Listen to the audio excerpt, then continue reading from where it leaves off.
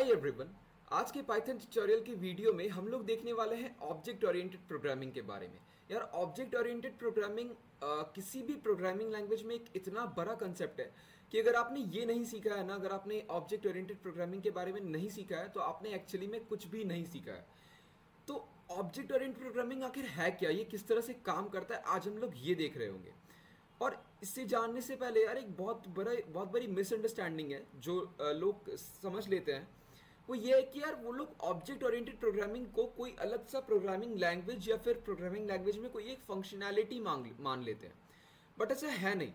Object oriented programming यार programming करने के ही एक तरीके को कहते हैं। इसमें हम लोग करते क्या है, नॉर्मली हम लोग जो प्रोग्रामिंग करते हैं, जो जो अभी तक हम लोगों ने यहाँ पर कोड लिखा है ना, उन कोड्स में हम लोग कुछ वेरिएबल्स बनाते हैं, कुछ फंक्शंस बनाते हैं और उनके बेसिस पे प्रोग्रामिंग कर रहे होते हैं। बट क्या ये रियल वर्ल्ड से कनेक्ट कर पाएगा? तो इसका जवाब होगा यार कि बहुत हद तक तो नहीं कर पाएगा। पर ऑब्जेक्ट ओरिएंटेड प्रोग्रामिंग में ऐसा है क्या जिससे हम लोग रियल वर्ल्ड से कनेक्ट कर पाते हैं? ऑब्जेक्ट ओरिएंटेड प्रोग्रामिंग में यार हम लोग एक्चुअली में करते क्या है कि हम लोग एक क्लास बनाते हैं और ये क्लास बाकी सारे ऑब्जेक्ट्स के लिए एक टेम्पलेट या फिर एक ब्लूप्रिंट या फिर एक फैमिली की तरह काम करता है। अगर इसे एक रियल वर्ल्ड एग्जाम्पल से ले ले तो जैसे कार्ल बेंज ने एक बार कार बनाई, कार्ल बेंज ने एक बार डिस्कवरी की कार की। अब तब से लेकर आज तक बहुत सारे कार्स बन चुके हैं, बहुत सारे अलग अलग कंपनीज ने अलग अलग कार्स बनाए हैं।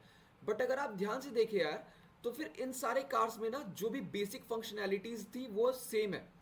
मतलब जो व्हील्स है, कितने व्हील्स होंगे, कितने डोर्स होंगे, वो सब सेम रहे। थोड़ी थोड़ी मॉडिफिकेशन जरूर हुई है बट आखिर में ये सब एक ही टेम्पलेट, एक ही ब्लूप्रिंट पर बने हैं। कि कार अगर मैं कहता हूं ना तो आपके दिमाग में बाइक की इमेज नहीं आएगी, आपके दिमाग में एयरप्लेन की इमेज नहीं आएगी, आपके दिमाग में सिर्फ एक कार की ही इमेज आएगी। ऐसा क्यों है? ऐसा इसलिए है यार क्योंकि ये सारे कार्स एक ही टेम्पलेट पे बने हैं। और हाँ, बस देखने में थोड़ी थोड़ी प्रॉपर्टीज डिफरेंट है, जैसे कलर, जैसे इंजन की पावर, जैसे हॉर्न का साउंड, ये सब चीजें थोड़ी थोड़ी करके अलग है। बट बेसिकली एक जो अंदर से जो टेम्पलेट या फिर ब्लूप्रिंट यूज हो रहा है ना वो एक ही है। इसी चीज को यार हम लोग कोडिंग में ही भी यूज कर रहे होते हैं, क्लास और ऑब्जेक्ट्स के तौर पे। और अगर आप ध्यान से देखें ना यार तो जो रियल वर्ल्ड में जितनी भी चीज एग्जिस्ट कर रही है ना, चाहे वो टीवी हो, आप हो, even humans, monitors, TV, mobile, सब कुछ एक किसी ब्लूप्रिंट पे बना हुआ है। इवन आप अगर ह्यूमंस के एग्जांपल को ले ले तो फिर ह्यूमंस भी क्या है यार, ह्यूमंस बेसिकली एक ही तरह के दिखते हैं बट अलग अलग जो थोड़ी थोड़ी प्रॉपर्टीज है वो चेंज हो जाती है। जैसे इंसान का कलर, हाइट, वेट क्या है, ये सब चीजें चेंज हो जाती है। बट अंदर से इंसान का जो एक फ्रेमवर्क है, जो एक ढांचा है ना, वो सेम रहता है। क्लास और ऑब्जेक्ट्स के तौर पे भी यार हम लोग सेम चीज कर रहे होते हैं। एक क्लास बनाते हैं, वो एक फ्रेमवर्क या फिर एक ब्लूप्रिंट की तरह काम कर रहा होता है। किसके लिए? ऑब्जेक्ट्स के लिए। तो इससे फायदा क्या होता है यार कि हम लोग जैसे एक क्लास बनाते हैं कार, अब उसके अंदर जो बेसिक प्रॉपर्टीज है, जो कॉमन प्रॉपर्टीज है, वो हम लोग रख देते हैं। जो फंक्शंस सभी कार्स यूज करने वाले हैं वो रख देते हैं, जैसे मूव, स्टॉप, ब्रेक, ये सब चीजें जो हर कार यूज करती है वो हम लोग इन सारे फंक्शंस को उठाकर इस क्लास के अंदर रख देते हैं। अब ये वेरिएबल्स, ये क्लासेस हर उस ऑब्जेक्ट को पहले ही असाइन हो जाएगी जो भी ऑब्जेक्ट हम लोग बनाते हैं। जैसे अगर मैंने एक कार का क्लास बना लिया जिसके अंदर मैंने व्हील्स बता दिए कितने होंगे, फंक्शंस कौन कौन से लग रहे होंगे।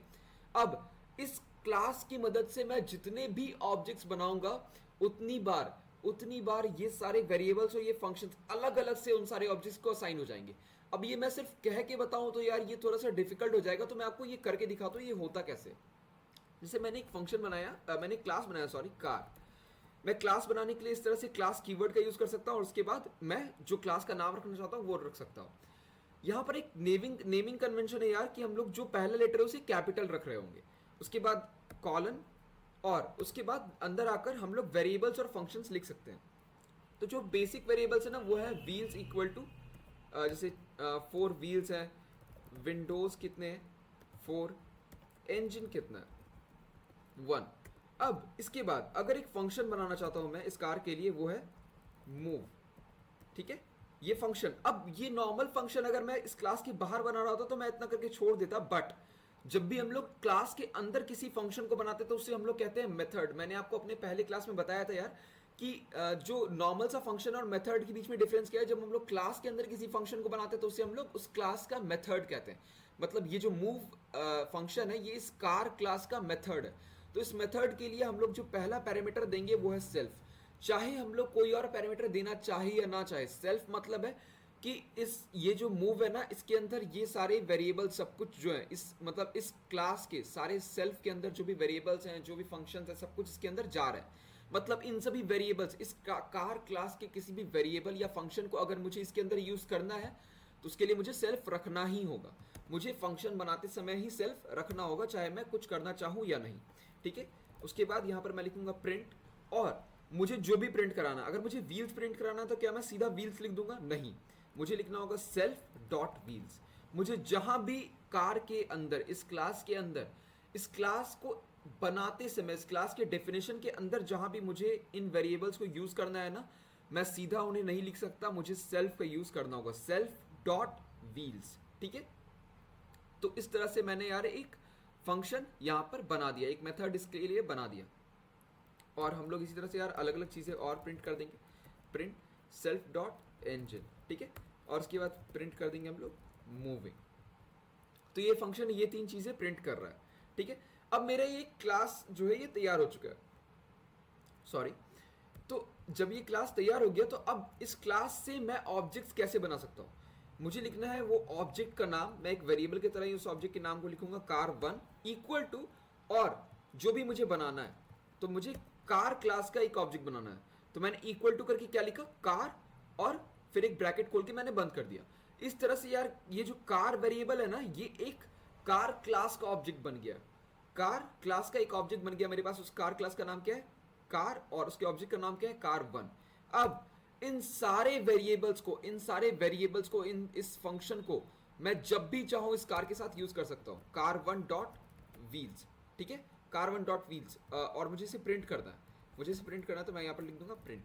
अगर मैं अब इस प्रोग्राम को रन करूं तो आप देखेंगे मेरे पास यहां पर 4 प्रिंट हो गया है। जस्ट अ सेकंड, हाँ, अब मेरे पास यहां पर 4 प्रिंट हो गया है। अब मैं अगर इसी तरह से चाहूं यार, car2, और car2 से को भी मैंने कार क्लास का ऑब्जेक्ट बना दिया। उसके बाद मैंने क्या लिखा है यहाँ पर, प्रिंट car2 डॉट इंजन। अब अगर मैं इसे रन कराऊं तो हम देखेंगे जो मेरा car1 डॉट व्हील्स है वो प्रिंट हुआ, और उसके बाद car1 डॉट इंजन भी मेरा print, car2 dot engine print हो गया। इस तरह से यार मुझे अगर ये प्रोसीजरल करना होता तो मुझे बार बार ये सारे वेरिएबल्स बनाने पड़ते अलग अलग नाम से यार, अलग अलग कार्स के लिए।